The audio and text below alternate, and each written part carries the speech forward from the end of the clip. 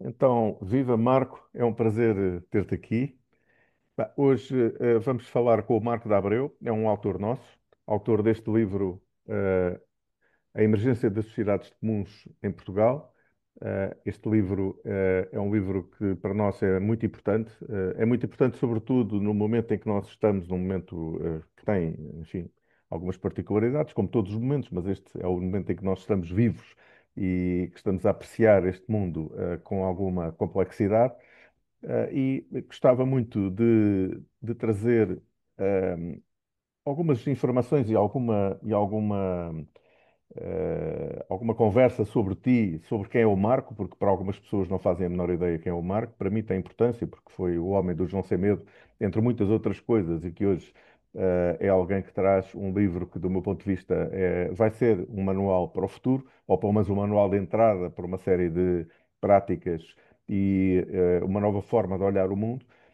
E eu gostava muito que tu trouxesses porque publicaste este livro, qual foi a tua motivação principal para publicar este livro? Olá, Gabriel. Olá a todos. Grato por teres feito este convite e podermos ir nesta viagem, que o livro, esta porta que o livro abriu, não é? Esta conversa que vem a partir da porta que o livro abriu. Hum. O livro, não é? Portanto, há várias respostas para a pergunta porque é que eu escrevi o livro, não é? Desde logo uma assim mais prática, porque tu andaste a insistir durante algum Uhum. tempo que eu escrevesse, pusesse em palavras e em folha alguma das perplexidades, algumas das experiências que fui fazendo e das perguntas que deram origem a essas experiências ao longo dos anos.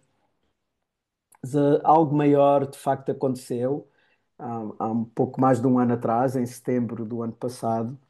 Eu estava a fazer um dos treinos de introdução às sociedades regenerativas e a equipa com que estava a fazer era uma equipa pequena, mas muito interessante, muito estimulante, com pessoas que estão a participar, por exemplo, na Value Flow ou no Crisos que a Dunia está a criar, no fundo que a Dunia está a criar, para converter empresas em empresas auto-organizadas. E estimulou-me imenso aquele ambiente, aquela equipa, estimulou-me imenso. E eu comecei a dizer, bem, eu preciso escrever, preciso de começar a pôr este material de forma escrita para dar às pessoas, para elas, quando saem aqui do programa, poderem ter apoio na aplicação disto nos seus contextos. Portanto, isto é tão estimulante e está a trazer tantos insights aqui às pessoas que estão a construir, aos construtores destes mundos de jogos, não é? Destes projetos que são de natureza regenerativa. E comecei a escrever, e quando dei por mim, surpresa das surpresas, eu tinha mais coisas dentro de mim do que pensava, e que era importante, de facto, pôr aquilo em formato de escrita, e começou um fluxo, e a sair toda aquela informação, que hoje corresponde ao tomo 2 do livro, não é? Esse tomo 2 do livro, e foi, uau, quando o escrevi, quando ele ficou pronto, foi mesmo incrível. Tipo, a sensação, uau, isto tem sido a minha experiência, isto tem sido a minha experimentação, são os mapas que me têm orientado nesta experimentação que já vai de 30 anos, quase 30 anos. São os mapas que eu fui conhecendo, que me foram iluminando o caminho e permitiram-me desenhar experiências novas. E depois, quando te mandei para ti, não é? A dizer para mim, sendo conselheiro da Bamboal, não me fazia sentido nenhum publicar outro livro, e sendo um livro sobre as sociedades regenerativas, portanto, não fazia sentido nenhum publicar o livro que não fosse na Bamboal. Portanto, quando mandei para ti portanto, digamos, o manuscrito, não é? Portanto, o draft do tomo 2, tu leste e disseste, olha, espetacular, isto é muito bom, isto que aqui está, e incrível, mas eu não vou publicar. E eu depois, pronto, perguntei-te porquê, e tu disseste, olha, porque faltas tu cá, não, não estás tu cá, não é? Portanto, sim, está cá as ferramentas que tu usaste, está cá os projetos e as experiências que tu descobriste, mas não estás tu cá, não está a pessoa, não está a pessoa que está por trás disto e tal. Então, fiquei com essa perplexidade, hum, e ficou presente em mim. Comecei a escrever o que hoje é o tomo 1, tanto mais na minha caminhada pessoal, que eu chamo No Caminho de Orion, usando a metáfora e a analogia da constelação de Orion, uma constelação muito associada ao renascimento, ao renascimento e à morte, à transformação.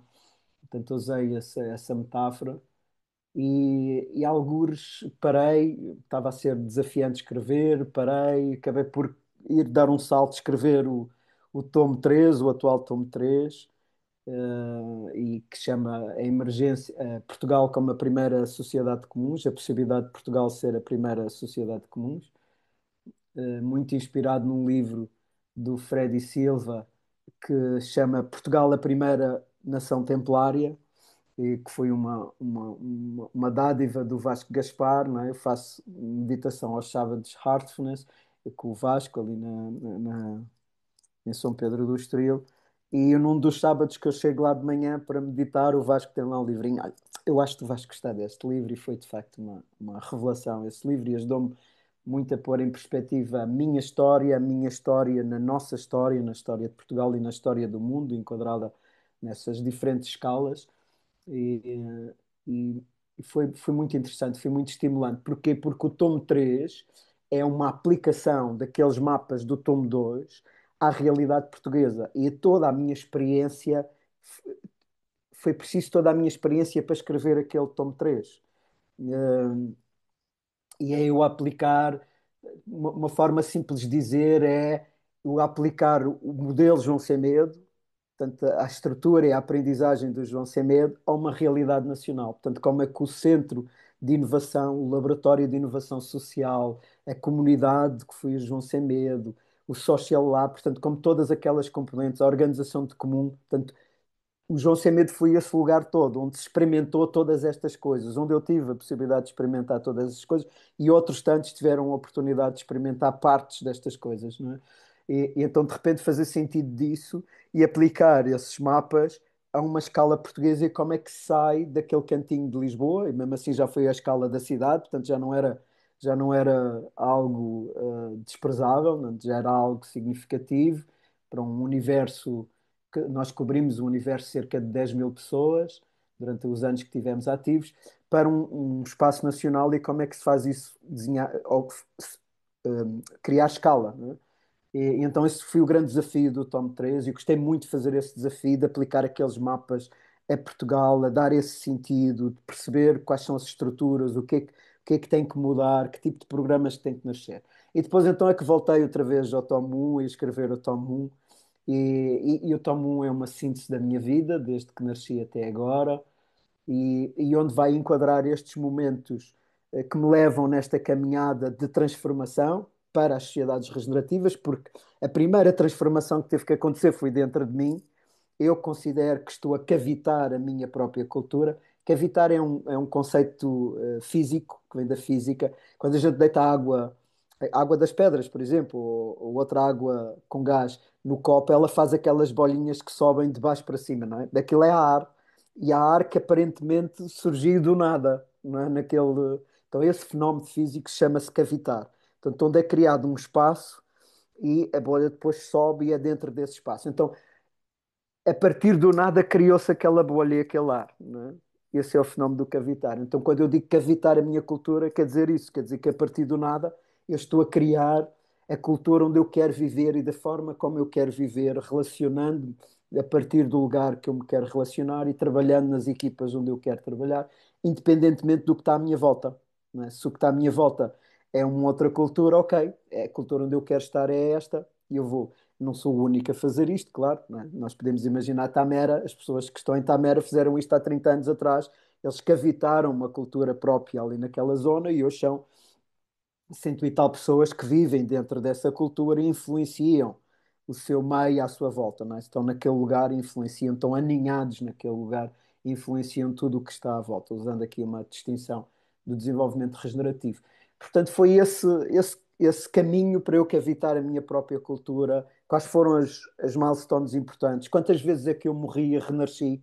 Como é que eu me fui reinventando ao longo da vida, e como é que cada uma desses nascimentos e mortes contribuíram para eu estar neste lugar e estar neste contexto, e o que é que eu aprendi com cada um deles, o que é que veio ao de cima, como é que eu me vi, por exemplo, tradicionalista ou pré-tradicionalista, como é que eu me vi racionalista e como é que eu pensava nessa altura e desenhava as estruturas e desenhava a minha intervenção no mundo a partir desse lugar. Por exemplo, a empresa que criei, a Safira, ou o relacionamento que tive com a mãe dos meus filhos, ou a forma como eu trabalhava e estava nas relações de trabalho. Portanto, isso estava influenciado por essa maneira de pensar racionalista, para as estruturas meméticas daí, do que nós chamamos no livro a sociedade de mercado. E depois, como é que foi feita essa evolução para as outras estruturas meméticas da sociedade de impacto, da sociedade regenerativa? O que é que teve que acontecer em mim? O que é que morreu? O que é que nasceu? Qual foi o espaço? Vê-se o tomo 1 e ele abre um universo em mim, permite-me fazer a síntese, permite-me trabalhar a cura de mim próprio, trazer à consciência estes desafios, estas mortes, porque isto permeia tudo. Permeia a minha relação comigo próprio, permeia a minha relação com os meus, com as minhas parcerias amorosas, com a mãe dos meus filhos, com os meus filhos, com as pessoas com quem trabalho, com as pessoas com quem vivo. Portanto, tudo isto é transformado em cada uma dessas mortes, em cada uma desses renascimentos. E, portanto, a fazer sentido disso, trazer isso para cima da mesa e pôr-me ao serviço, não é? Trazer a minha história como parte do serviço. Quero-te dizer uma coisa, Gabriel, que acabou por se tornou evidente pós a escrita do livro e pós, em particular, começar a interagir com o livro, com o mundo, nas apresentações, nas perguntas das pessoas das leituras que fui fazendo também, foi começar a notar este padrão. Portanto, o livro hoje tem os três tomos. Tem a caminhada do Marco para este contexto, tem o que o Marco andou a experimentar, o tomo 12, e depois tem uma aplicação da aprendizagem, da síntese da aprendizagem a Portugal. Não é? E eu comecei a ver esta estrutura em muitas outras pessoas que estão a trabalhar neste universo do regenerativo. E comecei a perceber que isso é uma distinção clara entre as pessoas que estão verdadeiramente a fazer trabalho para as sociedades regenerativas e as pessoas que estão ou na sociedade de mercado ou nas sociedades de impacto a conversar sobre o que são sociedades regenerativas. Então, essa estrutura tornou-se clara para mim. Por exemplo, o Clinton Callahan ele escreve, tem um livro que se chama No Reason, onde ele tem a história dele e mostra como é que ele fez o caminho para chegar às sociedades regenerativas. Ele é um dos meus iluminares, chamemos assim, é o criador do Possibility Management, que é uma das metodologias que o livro reporta. Depois tem o livro que reporta a coisa, por exemplo, Conscience Feelings, onde ele mostra os modelos e os mapas que ele descobriu em cerca de 30 anos, em mais de 30 anos de trabalho, e depois tem as aplicações às escalas. Há um livro que, por exemplo, se chama Sobre as Relações, onde ele aplica no contexto das relações entre amorosas, onde aplica aquele modelo e aquelas distinções todas para as relações amorosas. Depois tem o outro livro que é sobre as Bridge House, onde ele aplica a espécie de eco-aldeias. Portanto, uma Bridge House é uma espécie de uma eco-aldeia e aplica a essa escala da eco-aldeia como é que aquele modelo pode fazer sentido, como é que aquelas práticas podem fazer. E comecei a perceber isto no Charles Eisenstein, comecei a perceber isto no James Bandel, não é? Ele começa por escrever o livro ainda dentro da academia, a determinada altura diz não, não pode ser, eu tenho que vir para fora, isto não é consciente. E hoje, se nós formos ver os posts deles e a informação toda dele, o que ele está a reportar é a vida dele e como é que ele está a fazer aquela transição que o livro fala, que o livro dele, não é? O Juntos na Retura, no título português, que a Bamboal editou, fala. Portanto, eu comecei a perceber que os autores que estão verdadeiramente a falar de sociedades regenerativas começam por se mostrar como é que eles estão a fazer isso e implicar-se nisso. E é isso que dá a credibilidade para nós lermos o que eles vão dizer a seguir. Seja como, por exemplo, o Bandel fez com um estudo científico brutal do que é o colapso e de como é que nós estamos a viver o colapso nos diferentes sistemas da sociedade, não é? Ele foi à ciência, foi aos estudos científicos, ou seja, no meu caso, que vou pela experiência, vou buscar modelos e pessoas que nasceram dentro deste contexto das sociedades regenerativas, como a teoria U, ou Possibility Manager, ou desenvolvimento regenerativo, e é através da aplicação desses modelos que começa a emergir o mapa, começa a emergir uma síntese do que pode ser um caminho possível para estes mundos de jogos, para estes projetos regenerativos, e depois aplicar a uma escala. No meu caso, eu escolhi a escala portuguesa, mas cada um deles tem a sua escala, não é? O Bandel está neste momento em Bali a aplicar a uma escala local, à agricultura local, para agricultores locais, não é? Portanto, traz consequência, e de repente a gente tem gosto em ler estas pessoas. porque elas não te estão a dizer como é que vai ser o futuro, porque ninguém sabe. E qualquer pessoa que venha nos dizer como é que vai ser o futuro está numa pura viagem no mundo de fantasia. Mas elas vêm dizer como é que funcionou a transformação, como é que elas fizeram. Aí no livro que tu mostraste tem uma escadinha, não é? E há aí um ponto-chave na escadinha, um degrau maior, que tem que ser saltado, que é entre a sociedade de impacto, não é? Está aí, está aqui a setinha, vê se até a setinha aí, entre a sociedade de impacto e a sociedade regenerativa, entre as sociedades de natureza egoicas, baseadas no ego, e as sociedades baseadas no eco, na ecologia, no ecossistema. E todos estes autores, reportam como é que foi este salto para eles. Como é que eles tiveram que fazer este salto ao nível pessoal para depois ir para o espaço coletivo, o espaço do grupo e do outro. Então é incrível, de repente, eu perceber que a estrutura do livro, a estrutura que tu, entre aspas, induziste, porque voltas outra vez a ser responsável por isso, porque quando eu apresento aquilo, apresento como três livros separados e tu dizes: não, não, não, não, não. Isto até pode ficar com esta estrutura dos três livros, vamos chamar tomos, mas tem que ser publicado um só. Portanto, não funciona as pessoas comprarem um e não comprarem o outro, elas têm que ter os três. Portanto, também voltas a ser responsável por essa edição. E acho, no outro dia a Isabel Prata Coelho dizia: olha, o trabalho do editor Gabriel foi espetacular, porque de facto tu escreveste, mas ele é que compôs isto que a gente tem aqui na mão, não é? E, portanto, ele fez um verdadeiro trabalho de editor para garantir que a gente tem é o melhor que tu tinhas para dar naquele momento. Não é? Então, eu também celebro isso e trago isso com essa clareza e celebro as palavras da Isabel Prata Coelho. Ela, aliás, está publicado no meu canal de Substack, fez um elogio ao livro incrível. Ela escreveu sobre o livro de uma maneira profunda e um elogio não quer dizer que ela só está a dizer bem, ela está a ser verdadeira e autêntica em como é que o livro foi importante para ela e o que é que trouxe e o que é que ela sente que o livro ainda poderia ir mais além. É um texto muito bem escrito e que eu gostei muito de ler e que foi muito importante para mim também lê-lo. Então, é isto que me leva a escrever o livro, é esta inquietude, é esta experiência, é este dizer, ok, há uma experiência em mim que neste momento está a ser vivida por poucas pessoas no mundo, mas que precisa ser vivida por muito mais pessoas no mundo, e que talvez o meu caso, o meu exemplo, a minha caminhada possa iluminar, não no sentido de dizer qual é a verdade, mas iluminar outros para também eles poderem fazer essa caminhada e fazerem as suas descobertas e partilharem com todos nós, porque é isso que torna interessante estar nestas comunidades que eu estava a falar, da teoria U, do desenvolvimento regenerativo, do possibility management, da teoria integral, é que a gente chega lá e as pessoas não têm verdades. Tem ali pessoas com imensa experiência, que fizeram imensas coisas, que experimentaram imensos lugares em diferentes escalas, mas elas não estão lá a dizer, olha, faz assim, é desta maneira, vai por aqui. Não, elas vêm dizer, olha, eu experimentei isto, com isto aprendi aquilo, queres experimentar tu também? E eu experimento e venho e trago, olha, a minha experiência foi esta, aprendemos mais isto. E portanto está-se verdadeiramente a fazer aquele caminho de ir para um lugar novo, de forma consciente, ir para um lugar novo, que é desconhecido para todos nós, que não vamos arrogantes a achar que sabemos o que vamos fazer e como é que vamos fazer, mas vamos com esse cuidado. E o que é cuidado no caminho, e é isso que torna o processo tão divertido, é a relação. É a relação com os outros. E é isso que parece estar a ser comum em todas estas experiências de sociedades regenerativas. É de repente a gente descobrir que estar em sociedade regenerativa é, em primeiro lugar, estar em relação com o outro.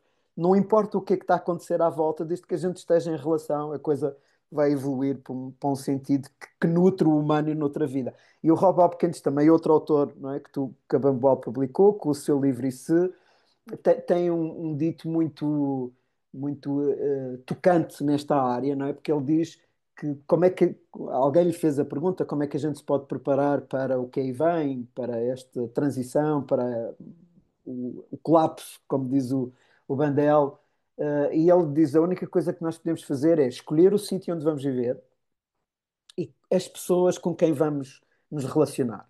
E se a gente cuidar do sítio como deve ser, em respeito pela vida, pelo lugar e por aquilo que ele é, e cuidarmos uns dos outros, das pessoas naquele lugar, não importa o que vai acontecer à volta, porque a gente já tem o que precisa para fazer sentido da vida e ter uma vida plena. E o cada vez mais está-me a fazer sentido isso, de facto estar num lugar, conhecer as pessoas que estão à volta daquele lugar, gostar delas e elas serem importantes para mim, independentemente se são da minha família ou não, são daquele lugar, são as pessoas que são os meus vizinhos, as pessoas com quem eu vivo todos os dias, que encontro na mercearia, que encontro nos diferentes sítios, e ter esses laços, ter de facto relações de importância e de significado, e depois a partir daí os milagres começam a acontecer progressivamente e a vida começa a ter um significado. E eu estou a descobrir isso, por exemplo, aqui em Carcavelos, com a comunidade de Bem-Estar e Saúde de Carcavelos, que é um conjunto de vizinhos que trabalham na área da saúde e do bem-estar, e que estamos a encontrar e a fazer coisas aqui para a população em geral, ou seja, para nós próprios, estamos a fazer de nós para nós, não é?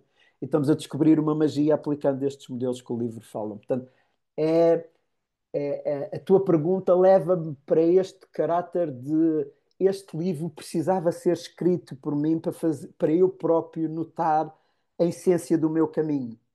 O que é que eu fui experimentando ao longo destes 30 anos, como é que eu fiz sentido, ou estou a fazer sentido disto, e colocar isto para os outros, para eles poderem fazer sentido da maneira que eles entenderem nas suas caminhadas também. E estou a descobrir coisas interessantíssimas. Vou terminar com este exemplo que me está a chegar atualmente. Portanto, um dos capítulos do livro, do tomo 2 é sobre equipas, e que faz uma síntese das explorações que eu fiz em equipa e de forma como cada um destes mapas trabalha o tema das equipas, porque é um tema nuclear, central nas sociedades regenerativas. Portanto, deixa de ser o indivíduo e as hierarquias para ser equipas, que são células que vão se agrupando umas das outras para formar órgãos, e os órgãos depois agrupam-se para formar o organismo. Nós somos, cada um de nós, cada uma da vida, mas nós em particular, somos trilhões de células em colaboração e não há uma hierarquia. Nós hoje já sabemos disso. E, portanto, temos uma economia a funcionar dentro de nós, temos uma sociedade regenerativa a funcionar dentro de nós, que é um exemplo extraordinário de milhões de indivíduos, de trilhões de indivíduos. Né? Nós ainda não chegamos a este nível sequer nas sociedades fora. Nós não estamos a conseguir fazer sentido de uma sociedade de bilhões de indivíduos. Portanto, estamos a arrebentar. Né? Se usássemos a imagem do que se está a passar no planeta Terra para o nosso corpo, nós estamos a implodir, estamos a acabar com a nossa própria vida e com as condições que criam a vida. E estamos na escala dos bilhões, ainda não chegamos à escala dos trilhões, mas o nosso corpo já são trilhões de células que aprenderam a fazer isso. Portanto, está na altura de nós aprendermos também a fazer isso e podermos aplicar à escala dos bilhões ou até mais curta. Então, as equipas são centrais nesta conversa. Portanto, é um dos elementos do mapa das sociedades regenerativas. Por incrível que pareça, quando eu escrevi, pronto, era mais um capítulo, como aqueles todos, e das coisas que eu descobri, mas neste momento parece que o fora, as pessoas que estão a ler o livro, parece que é nas equipas que estão a concentrar mais a sua atenção. Porque, por exemplo, o ISEG escolheu o livro para estar num dos seus módulos sobre equipas.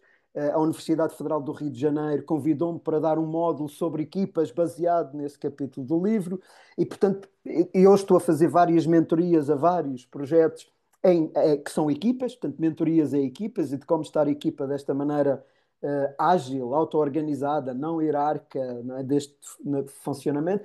E, portanto, o tema das equipas de repente está a entrar. E quando eu escrevi Gabriel, não era, se tu me perguntasses, não era o tema que eu ia destacar, não que destacasse nenhum, mas pronto, não, e de repente é aquele que está a vir.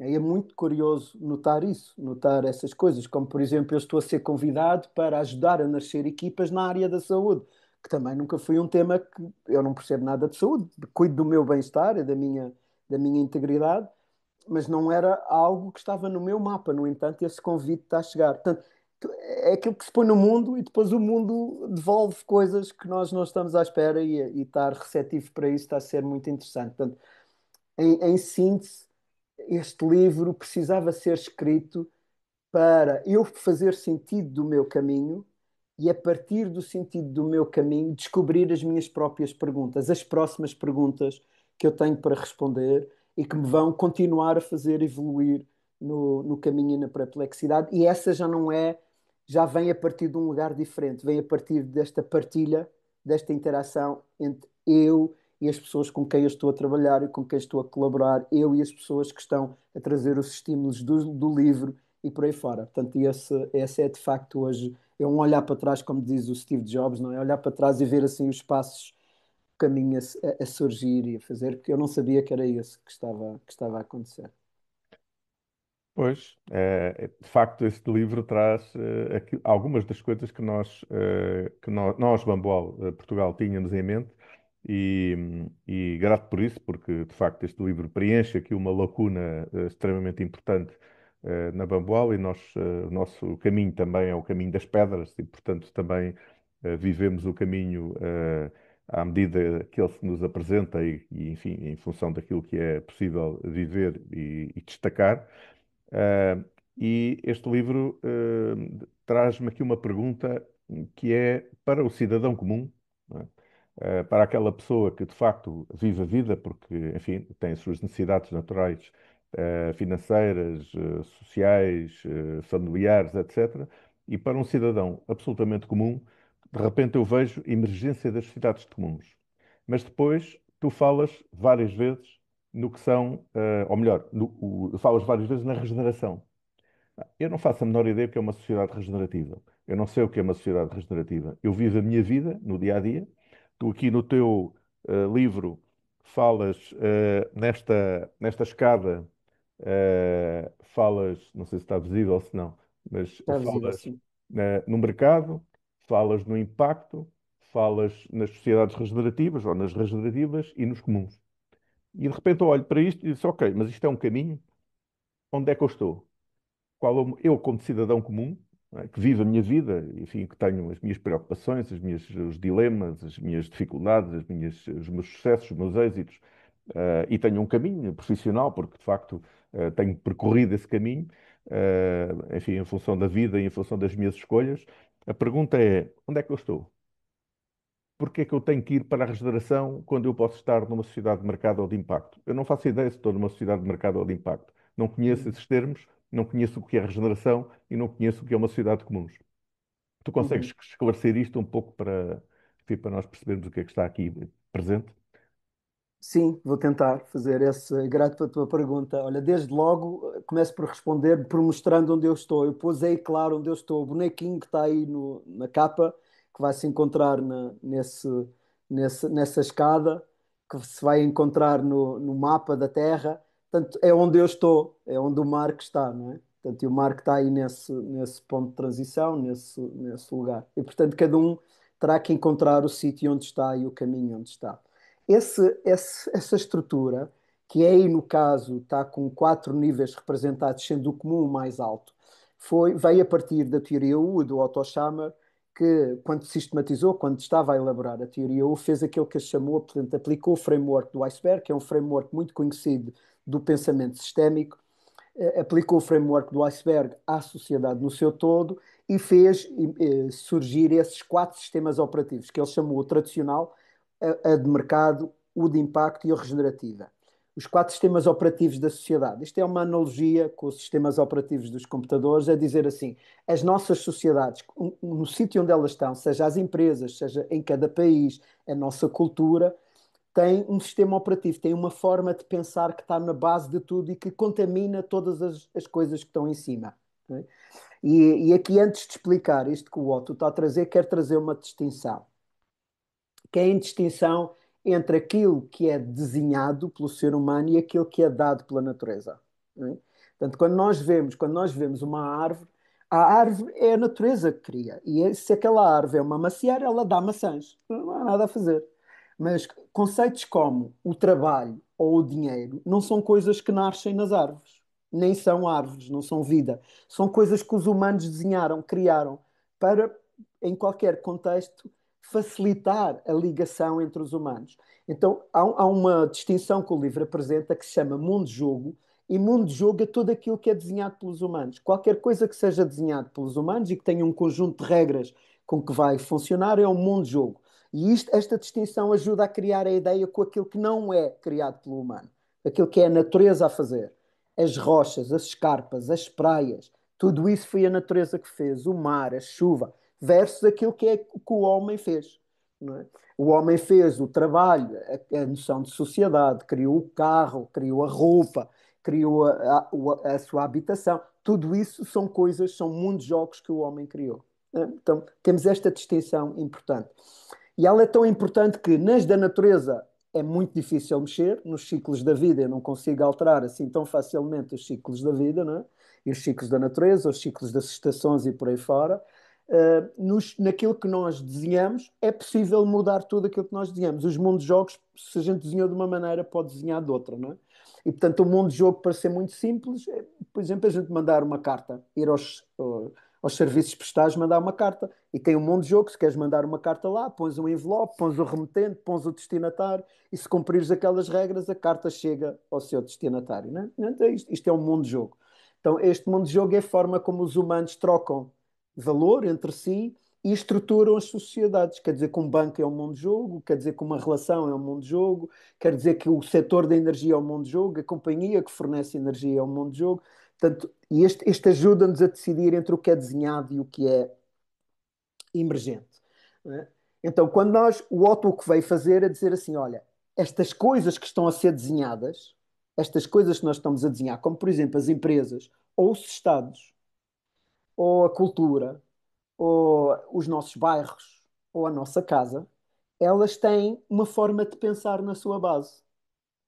E então ele caracterizou quatro formas de pensar. Aquela que ele chamou a tradicional, e que quem vive em Portugal viveu a tradicional durante o Estado Novo e os primeiros anos da democracia. Portanto, e é uma forma de pensar muito assente, no caso português, no catolicismo e nas ideias do catolicismo. Chegamos à hora, ao domingo temos todos que estar à mesa e jantar, a almoçar em família, vamos à missa, os valores são conservadores. Portanto, era isso. Vivia-se uma pobreza mais ou menos por toda a sociedade, não havia excessos, não era uma cultura de excessos. Hum, Portanto, era uma maneira de pensar e os sistemas sociais foram desenhados em torno daquilo. Era uma hierarquia, um setor, tipicamente, o setor público. Portanto, e a coisa desenhava-se, tudo aquilo emanava toda a relação entre as pessoas, os mundos de jogos estavam emanados com aquela forma de pensar. Não é? E nós reconhecemos imediatamente. Por exemplo, se a gente pensar hoje, nos dias de hoje, estruturas que estejam com essa maneira de pensar, claro que vamos ver algumas famílias que vieram ainda desse tempo e que têm essas maneiras de pensar, e as polícias, os militares, muitos deles ainda funcionam com esta estrutura mais bem definida, embora também eles tenham feito o seu progresso e a sua evolução para o nível seguinte. E o nível seguinte chamou-se as sociedades de mercado, são formas de pensar. E o que é que tem aqui? Em vez de ter um setor, passamos a ter dois, entre o setor privado a funcionar, as empresas e o privado, e é um mercado, em vez de ser a hierarquia e o controle, é um mercado que faz a distribuição e a coordenação social. Portanto, a gente passa a ter mercados para tudo e mais alguma coisa. Temos o mercado da habitação, o mercado do trabalho, o mercado da saúde. Portanto, são os mercados que fazem toda essa, o mercado de educação, que tudo fazem a coisa, incluindo a segurança interna, já tem um mercado, não é? Porque há entidades privadas que têm segurança, as câmaras municipais têm as suas polícias, há a Polícia Nacional, há a GNR. Portanto, de repente passou a haver uma quantidade de players e autores que estão naquele mercado, eh, em determinados contextos, a concorrer uns com os outros. Portanto, é a concorrência. Então, enquanto no primeiro um setor, aqui são dois setores, e foca-se muito mais na eficiência, nas saídas do processo, enquanto no outro estávamos mais focados nos inputs, naquilo que entrava no processo. Porquê? Porque nós não tínhamos ainda grandes estruturas, estávamos a criar as grandes estruturas nas sociedades tradicionais, enquanto as sociedades de mercado já nascem sobre aquilo, já nascem com as estruturas, vão se focar em outra variável, que é o que a gente consegue produzir com aquelas estruturas, não é? E pronto, isso criou uma determinada forma de atuar, que é a base da cultura moderna, é essas sociedades de mercado, e que nós estamos a ver que era relativamente cego, porque a variável que optimizava na saída era sempre a mesma, era o lucro. E isso gerava uma quantidade de coisas que não funcionavam bem, não é? Portanto, a gente produz uma agricultura industrial e é ok, é fixe, traz alimentação para muitas pessoas e põe em cima da mesa, mas tem um senão. Os solos estão a ficar empobrecidos, são monoculturas, portanto, estão baseadas em monocultura e na industrialização da vida. Portanto, as plantas estão industrializadas, os animais estão industrializados. Há um indicador que a mim me assusta completamente, que é 95%, apenas até 5% dos animais existentes no mundo são selvagens. 95%, mais de 95% dos animais que existem no mundo são para alimentação humana. São criados nas chamadas quintas de animais, né, nas fábricas de animais, para alimentação humana. E metade dos antibióticos que se vendem no mundo são para estes animais. E mais de metade, que cerca de metade sensivelmente da produção que se faz de uma quantidade de elementos, como de trigo ou soja ou de outras coisas, são para alimentar estes animais. Então isto é uma insanidade. A gente de repente está metidos numa coisa deste género e ninguém está com noção de que estamos neste lugar. E isto foi as sociedades de mercado que criaram. Portanto, elas trouxeram determinados resultados e estes são de uns. Então, a partir deste lugar, mais ou menos há 50 anos, depois agora depende de onde é que se põe a data, mas 50 anos é uma boa data porque foi, sim, fez já 50 anos atrás a publicação de um livro, do Small is Beautiful, ou da publicação do relatório dos limites do planeta. Portanto, estão aqui importantes marcos que dizem que tínhamos que pensar de forma diferente. Há 30 e tal anos atrás veio a hipótese de Gaia, do Lovelock. Portanto, isso é uma abertura de mente. Portanto, uns podemos pôr que foi há 30, que foi há 50, mas andará por aí. A malta começa a dizer, epá, não chega a viver numa sociedade de mercado, nós temos que começar a inverter isto. E aquilo que nós estamos a chamar, que os economistas chamam as externalidades negativas, que é estes impactos todos que se criam nas populações, na poluição, nos resíduos nucleares, que são as próximas gerações que vão estar, no plástico e na degradação que está a acontecer nos países do Sul, por virtude daquilo que os países do Norte consomem. Pá, isto não pode acontecer. A gente tem que pôr estas externalidades para dentro, temos que começar a puxar estas externalidades. Então aí começa a nascer uma nova forma de pensar, que está chamada, que o Otto lhe chamou de impacto, onde já não vale pôr as coisas para fora. Eu tenho que internalizar. Portanto, de repente nascem as redes, e as redes têm um poder negocial completamente diferente. O terceiro setor aparece aqui, estas ONGs, as organizações não governamentais, os ativistas vêm para cima da mesa, não é? Começa a haver ativistas que se amarram aos barcos para não matar baleias, não é? Greenpeace, é disso que estamos a falar, por exemplo, e vêm dizer, não, pá, não pode ser. A gente tem que cuidar das pessoas que têm menos acesso ao mercado de trabalho, das pessoas que têm menos acesso à habitação, dos animais que não têm voz, dos solos que não podem continuar nesta degradação, por aí fora. E começam a nascer ativistas em todas as áreas que o mercado está a externalizar e começam a trazer para dentro das sociedades estes temas. E é esse que nós estamos a ver emergir agora.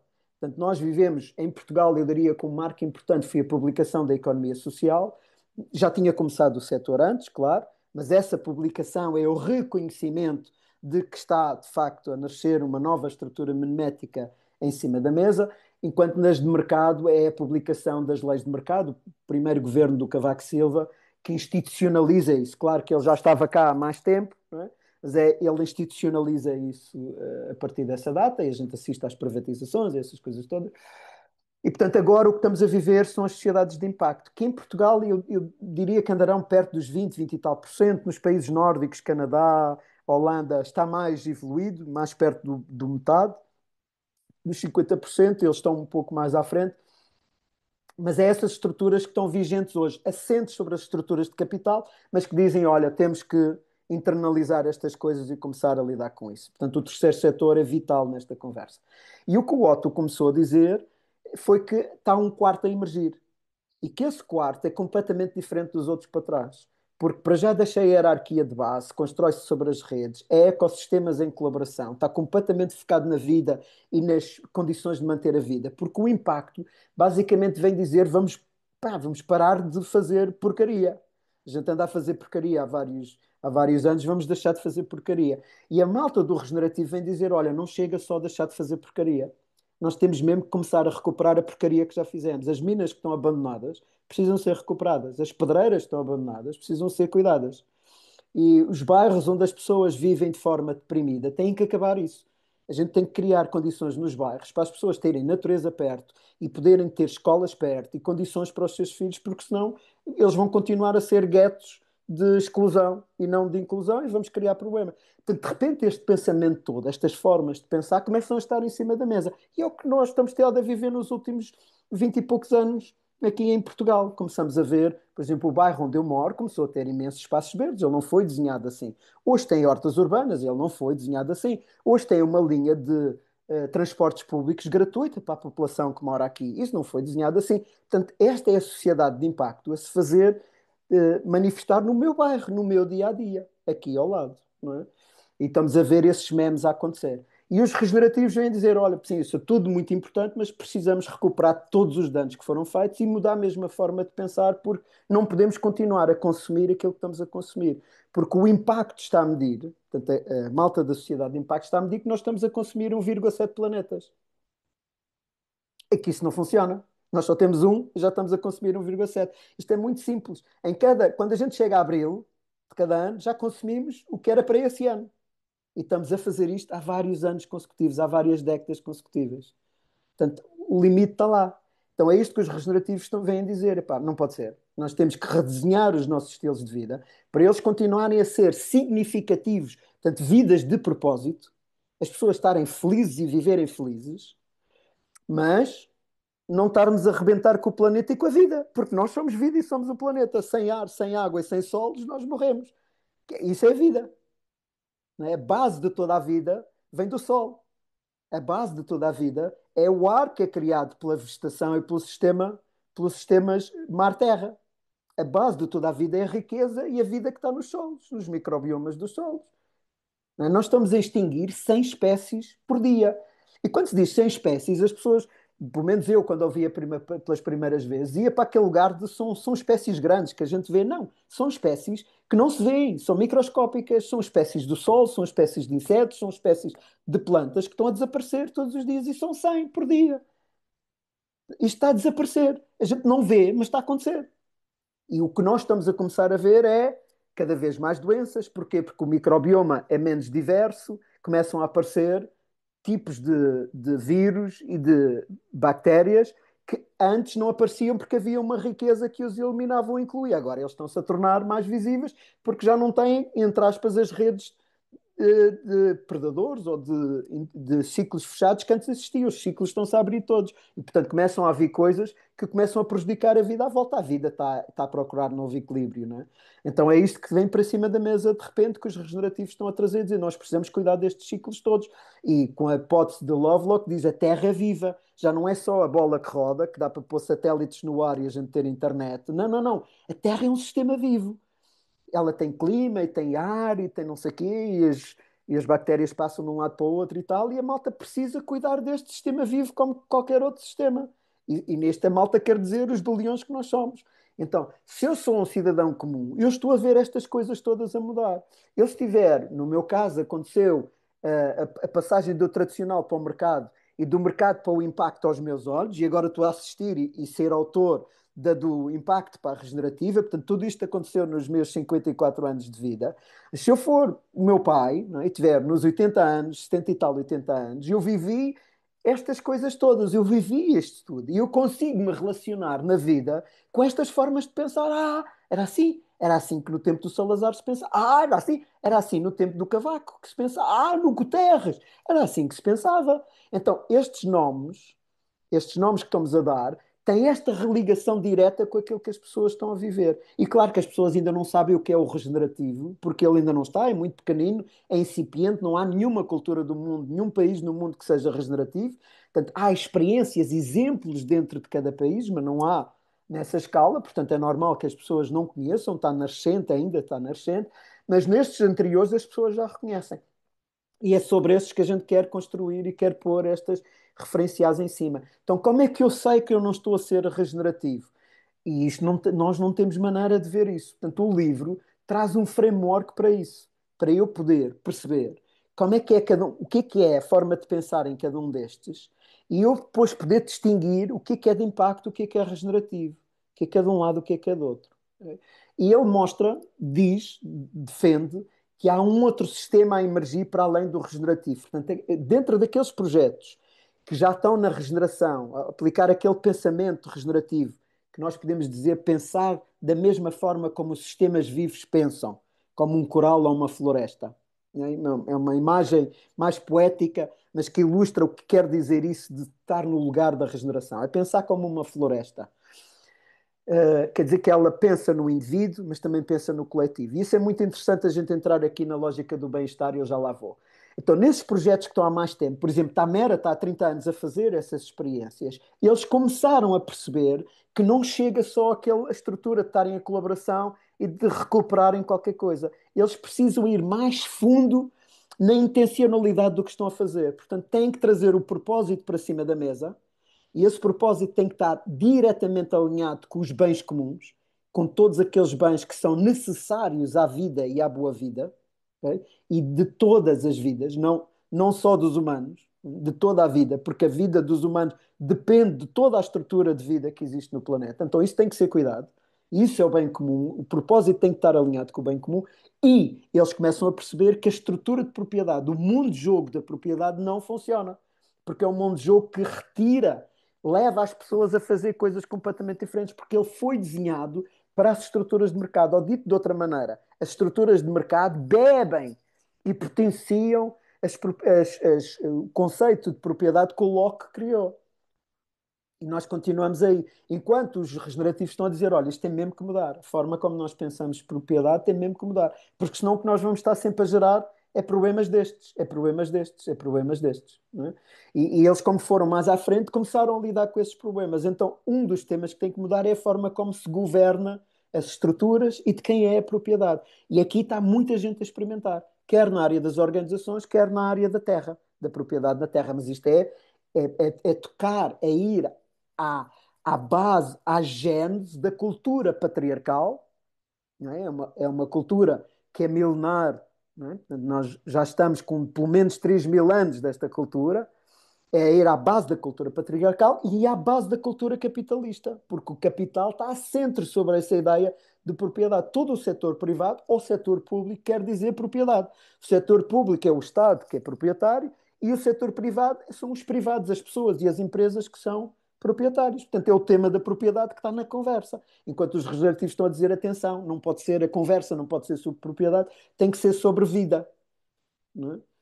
Porque eu, quando olho do espaço, não é? Quando houve aquela mudança de perspectiva, porque fomos para o espaço e vimos pela primeira vez a Terra de lá de cima, ninguém viu fronteiras entre países, não está lá, não se vê. É uma construção que nós inventamos e essa construção é determinante porque ela é que define a propriedade.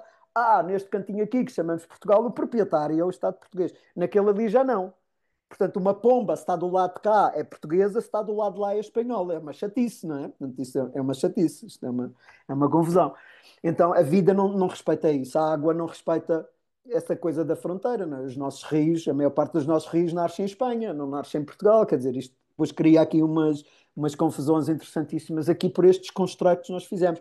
E o que a malta está a dizer do regenerativo é dizer, olha, lamento, mas a vida tem muito mais prioridade com isso. Então nasce o conceito das biorregiões, é preciso cuidar da biorregião e da vegetação e da flora e da fauna que existe naqueles sítios. Portanto, tudo isto vem para cima da mesa e é essa maneira de pensar regenerativa. O que o livro dá ajuda as pessoas a terem distinções, para quando elas olham para os mundos jogos, elas poderem ver e dizer assim: este é de impacto ou este é de mercado. E mesmo que a linguagem, mesmo que um deles esteja a dizer regenerativo e não sei o quê, ela olha e vê: ele estava a usar a palavra regenerativo, mas ele é de impacto ou ele é de mercado.